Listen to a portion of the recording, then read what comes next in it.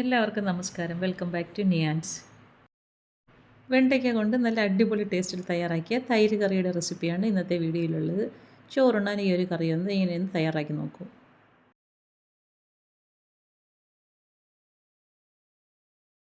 ഈ കറി തയ്യാറാക്കുന്നതിന് വേണ്ടി ഞാൻ ഇവിടെ ഒരു 6 വെണ്ടയ്ക്ക എടുത്ത് വെച്ചിട്ടുണ്ട്. നന്നായി കഴുകി വൃത്തിയാക്കി വെച്ചിരിക്കണം. അതിൻ്റെ കൂടെ തന്നെ 2 വലിയ പച്ചമുളകും കൂടി എടുത്ത് വെച്ചിട്ടുണ്ട്. ഇനി ഇതിനെ നമുക്കൊന്ന് കട്ട് ചെയ്തെടുക്കണം.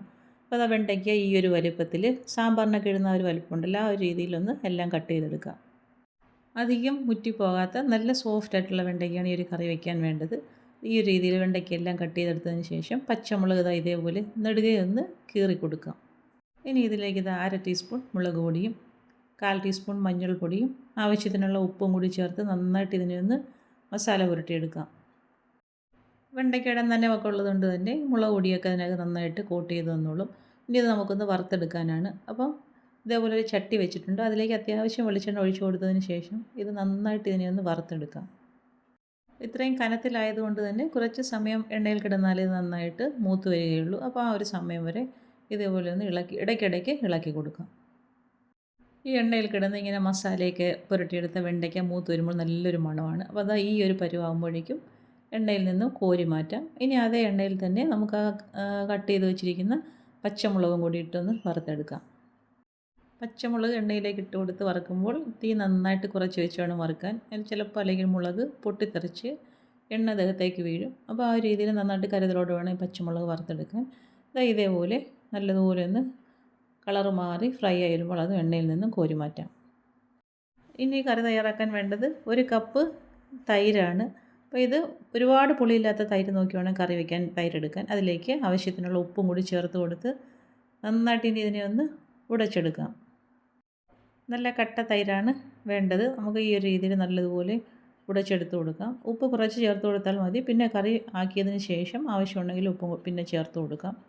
അപ്പോൾ ഈ ഒരു രീതിയിൽ നന്നായിട്ട് ഇതിനെ ഉടച്ചെടുക്കാം. ഇപ്പോൾ കറിക്ക് ആവശ്യമായി തൈരും റെഡിയായി കഴിഞ്ഞു. ഇനി നമുക്ക് വെണ്ടയ്ക്ക വറുത്താതെ ഈ ചട്ടിയിൽ തന്നെ ആ എണ്ണ മാറ്റിയതിന് ശേഷം കുറച്ച് എണ്ണ ഒഴിച്ചു കൊടുക്കാം. അതിലേക്ക് ഉലുവയും കടുകും ജീരകവും കുറച്ച് വറ്റൽമുളകും കറിവേപ്പിലയും ഇട്ട് കൊടുത്ത് നല്ലതുപോലെ ഒന്ന് മൂപ്പിച്ചെടുക്കാം. കടുകും ഉലുവയും ജീരകവും 1/4 ടീസ്പൂൺ വീതം മതിയാകും.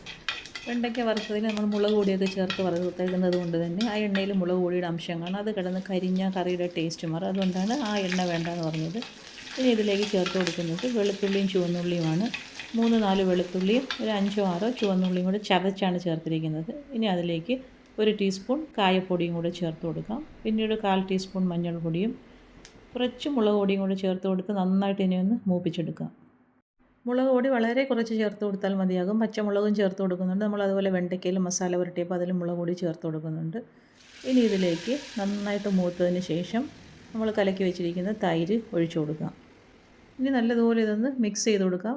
തിളയ്ക്കരുത്. ഈ സമയത്ത് നന്നായിട്ടൊന്ന് മിക്സാക്കി കൊടുത്തതിന് ശേഷം ഫ്ലെയിം ഓഫ് ചെയ്യാം. കറി ചെറുതായിട്ടൊന്ന് ചൂടായി വന്നാൽ മതിയാകും. തിളയ്ക്കേണ്ട ആവശ്യമില്ല. ഇനി ഇതിലേക്ക് വറുത്ത് വെച്ചിരിക്കുന്ന വെണ്ടയ്ക്കയും പച്ചമുളകും കൂടി ചേർത്ത് കൊടുക്കാം. വെണ്ടയ്ക്കയും ചേർത്ത് കൊടുത്തതിന് ശേഷം വീണ്ടും നല്ലതുപോലെ ഒന്ന് മിക്സ് ചെയ്ത് കൊടുക്കാം. ഇനി അടുപ്പിൽ നിന്ന് മാറ്റാം. നമ്മളിതിലേക്ക് ഒട്ടും വെള്ളം ചേർത്ത് കൊടുക്കുന്നില്ല. ഏറ്റവും ലാസ്റ്റായിട്ട് ഒരു നുള്ള് പഞ്ചസാരയും കൂടെ ആവശ്യമുണ്ടെങ്കിൽ മാത്രം ചേർത്ത് കൊടുക്കാം. ഒന്ന് ബാലൻസ് ആവാൻ വേണ്ടിയാണ് ചേർത്ത് കൊടുത്തത്. ആവശ്യമുണ്ടെങ്കിൽ മാത്രം ചേർത്ത് കൊടുത്താൽ മതി. നന്നായിട്ടൊന്ന് മിക്സ് ചെയ്ത് കൊടുക്കാം. ഈ സമയത്ത് ഉപ്പ് ആവശ്യമുണ്ടെങ്കിൽ ഉപ്പും കൂടി ചേർത്ത് കൊടുക്കാം. അപ്പോൾ വെണ്ടയ്ക്ക തൈര് കറി നന്നായിട്ട് സെറ്റായി വന്നിട്ടുണ്ട്. ഈ കറി നമ്മൾ വെച്ച ഉടനെ ചോറിനൂടെ കഴിക്കാൻ എടുക്കരുത്. ഒരു 2-3 മണിക്കൂർ കഴിഞ്ഞതിന് ശേഷം എടുക്കുന്നതാണ് ഏറ്റവും നല്ലത്. വെണ്ടയ്ക്കയിലും ആ മുളകിലും ഒക്കെ തൈരൊക്കെ നന്നായിട്ടൊന്ന് പിടിച്ച് വരണം. ആ ഒരു സമയത്താണ് ഈ കറിക്ക് നല്ല ടേസ്റ്റ്. ഇതിൽ തേങ്ങയും വെള്ളവും ഒന്നും ചേർക്കാത്തത് കൊണ്ട് തന്നെ പിറ്റേ ദിവസത്തേക്കും വെച്ചിരുന്ന് ഉപയോഗിക്കാനും നല്ലതാണ്. അപ്പോൾ ഈ ഒരു വെണ്ടയ്ക്ക തൈര് കറി ഈ ഒരു രീതിയിലൊന്ന് തയ്യാറാക്കി ചോറ് കഴിച്ച് നോക്കൂ. സൂപ്പർ ടേസ്റ്റാണ്. വേറെ ഒരു കറിയുടെയും ആവശ്യമില്ല. കണ്ടാൽ തന്നെ അറിയാമല്ലോ. അപ്പോൾ ഇന്നത്തെ വീഡിയോ ഇത്രയേ ഉള്ളൂ. ഇഷ്ടമായി ലൈക്ക് ചെയ്ത് സബ്സ്ക്രൈബ് ചെയ്ത് സപ്പോർട്ട് ചെയ്തേക്കൂ. വീണ്ടും അടുത്ത വീഡിയോയിൽ കാണുന്നത് വരെ bye from Niyans. Thanks for watching.